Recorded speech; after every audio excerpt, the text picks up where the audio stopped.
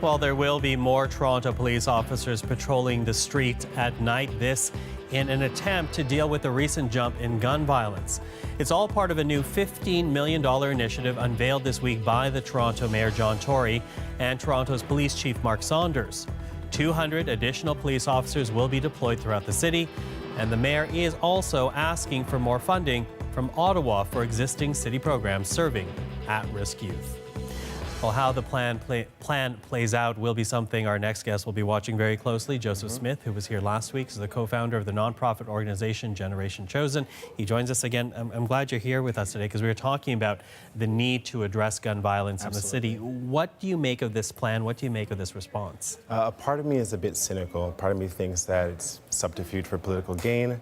When you look at the details regarding how the $12 million will be spent for community organizations, and when you look at the $3 million for the Toronto Police Services, it makes me wonder whether this is a return of TAVIS, which I'm concerned about. And TAVIS being a program that existed a few years ago that took on guns and gangs directly, but critics say disproportionately affected the black population of the city than others. Precisely, because it revved up surveillance. So what's going to happen with this plan is that between the hours of 7 p.m. and 3 a.m. in priority neighborhoods, there's going to be a flooding of police officers surveilling the area.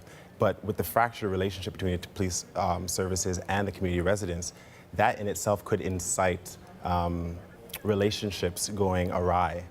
Well, I was going to ask about that because, you know, when you talk about the relationship, Black Lives Matter is still very much a force in the city, still have a lot of concerns which they say have not been addressed by the city or the Toronto Police. And now you have this new initiative. It is meant to target those who are using weapons and trading weapons in these after hours, if you will. Will that help foster more confidence in the police service and the black community, or does that actually create more distrust? See, I think that it won't necessarily foster more trust. I think it depends on the intention. If the police officers are coming into the community with the intention of building and fostering relationships, that's a different story. But primarily it looks like it's about surveillance, and that in itself could simply erupt in ways that we wouldn't like in the city of Toronto. And if you look at the $12 million being put to the community organizations, you see that Mr. Tory has expressed that Focus Toronto and Toronto Community Housing, Youth Works will get primarily a large bulk of that.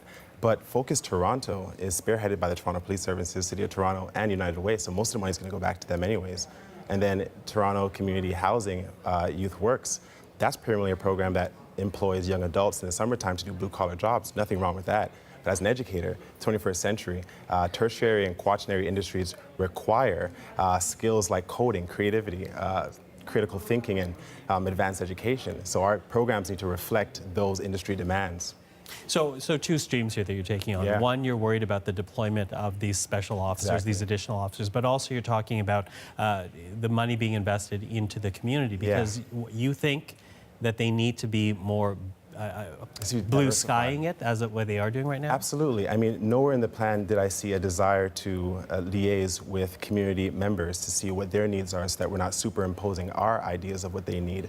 And nowhere did I see an attempt to get grassroots organizations supplied with the monies. I mean, for a fraction of what it costs taxpayers to house an adult male inmate in jails, which is $73,000, these grassroots organizations like HNIC, SBL, Generation Chosen, YACE, CMC are able to inspire emotional intelligence, educational outcomes, and civic engagement.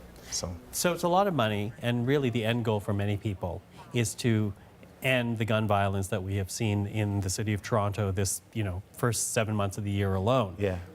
Do you think any of this, as it stands right now, will address the gun violence at all? I think it's a direct approach. The attempt is to stop it right now. But again, like I said last week, I don't know if this is a plan that has much longevity.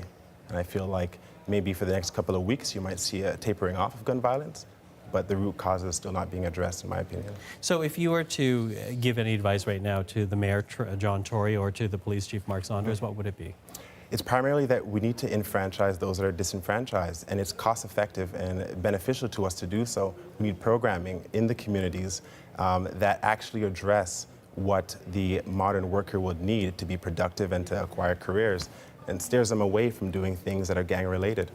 Now, the mayor is calling on Ottawa to increase programming for at-risk youth. Is that an entree for your point of view, to maybe talk to Toronto area MPs? Absolutely, that's something. That's a start. Again, it's very skim. The gun violence reduction plan, from what I've seen, lacks the details that I would require to be optimistic as much as I'd like to be. Okay. Well, Joseph, I always appreciate your thoughts. Me too. Very insightful. Thank you for that. Thank you for that too. And that's Joseph Smith, the co-founder and youth mentor with Generation Chosen, a nonprofit organization that's based in Toronto.